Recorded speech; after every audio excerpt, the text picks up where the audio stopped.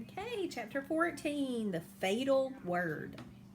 It was the day of the classroom spelling contest, and before Wally was fully awake, he found himself scratching all over. He scratched one arm, then the other, and then his stomach. His eyes opened wide. No, it couldn't be. Not chicken pox. He had to go to school. He had to keep Caroline from winning the contest for their room. He got out of bed and waited till everyone was out of the bathroom. Then he hurried inside and shut the door. In the mirror, his face looked okay, though his ears were a little red. But when he took off his t-shirt and checked his arms and stomach, he saw the beginning of a faint red rash and knew without a doubt that he had chickenpox. He hadn't caught it from Peter. He must have been near someone else at school who wasn't showing a rash yet. Even though the day was warm, Wally put on a long-sleeve shirt and buttoned it to the top. He waited till most of the others had eaten breakfast, then gulped down a glass of juice. Hey, Wally, somebody must be talking about you. Your ears are red.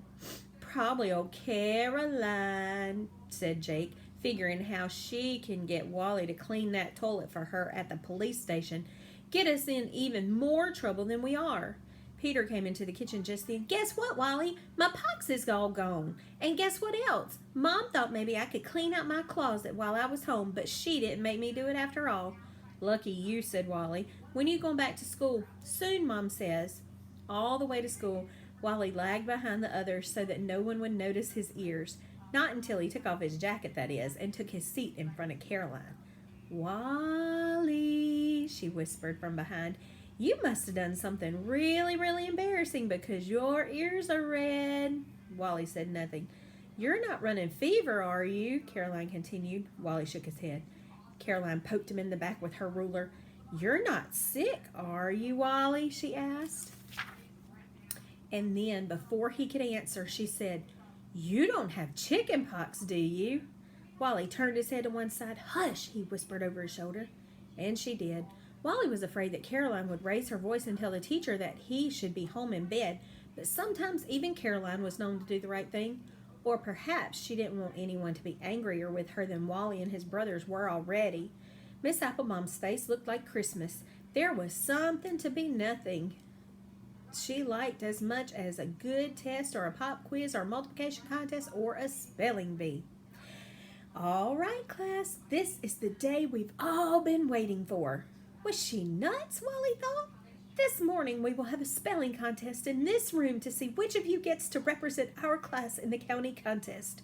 For months now we have been checking our spelling, learning new words, circling words in our readers, and increasing our vocabularies. Today we will find out who has been working the hardest. Miss Applebaum was even wearing a new shirt for the occasion, Wally noticed as the teacher went on. I want you all to line up around the room. One long line, please. I'm going to read the words in the order that they appear on the standard list. So whatever word you get will be entirely by chance. As everyone got into line, Wally felt a wild urge to scratch his neck, but he didn't dare.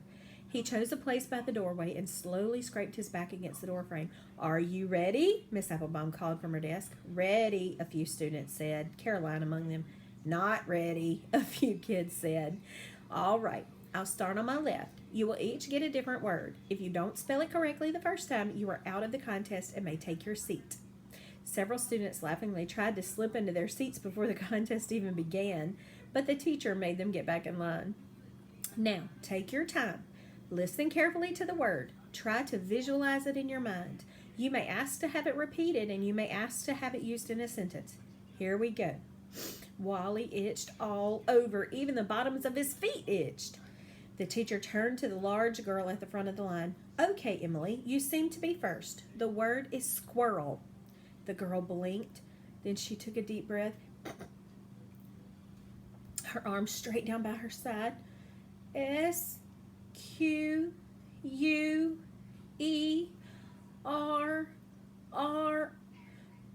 I'm sorry, Emily, but squirrel has an I before the R's. Not an E, Miss Applebaum said, and looking around, Emily took her seat. How easy it would be to misspell a word and be done with it, Wally thought. How comforting it would be to go back to his seat with everyone's attention on the people up front and scratch his heart's content. Joanne, you're next, said Miss Applebaum. Obstruct.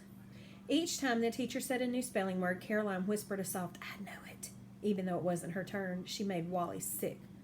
Would you use it in a sentence, please? The girl named Joanne asked. Certainly. It is against the law to obstruct justice. Joanne cleared her throat. OBSTRUCT. That's correct. Go to the end of the line for your second turn. Kenny, your word is substantial.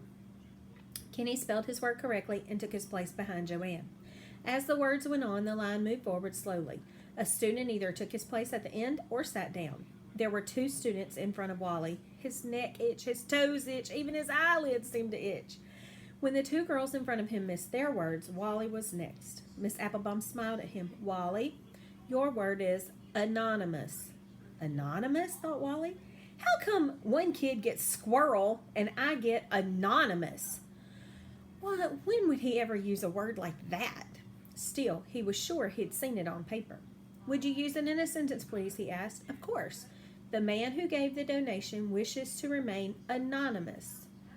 The first and last parts were easy, Wally thought, but what was the letter in the middle? He closed his eyes and tried to see the word. E, he wondered, his head feverish. No, E wasn't right. ANONYMOUS. That's correct. You may go to the end of the line. Wally didn't know whether he was glad or disappointed. He wanted so much to scratch. His head throbbed and his cheeks felt on fire. He went to the end of the line and stood against a bookshelf this time, and he rubbed his arm against the sharp corner of an encyclopedia. 3 more students took a turn, and then Caroline was next. She smiled at the teacher. Then she turned and smiled at the class. Wally couldn't stand it. It was as though she were on stage, as though she expected everyone to clap and throw roses at her if she got her word right. And how could she miss? She was Little Miss Perfect. Ready? Asked the teacher. Ready, said Caroline in her Queen of the World voice. Miss Applebaum looked at the list before her. Your word is precocious. Wally closed his eyes. He knew it. Of course Caroline would get a word like that. Of course she would get it right. Miss Applebaum might as well have asked her to spell her own name. He opened his eyes. Caroline was so confident that she did not ask to have the word repeated. She did not ask to have it in a sentence. She smiled again at the teacher. She smiled at the class. Then she opened her mouth and said, PRECOSIOUS. Wally snapped to attention. It was wrong. She spelled it wrong. Caroline Malloy's first word in the spelling contest, and she had blown it. And just as suddenly, Caroline too realized that she had it wrong. C, she cried. I mean PRECOCIOUS. Miss Applebaum looked sadly. Miss Applebaum, I knew that word. I knew it all along. I was just so excited that I got a word. I knew that I spelled it too fast. It's P-R-E. I'm sorry, Caroline, but the rule is you have to spell it right the first time. But I knew it. I knew it. I knew it.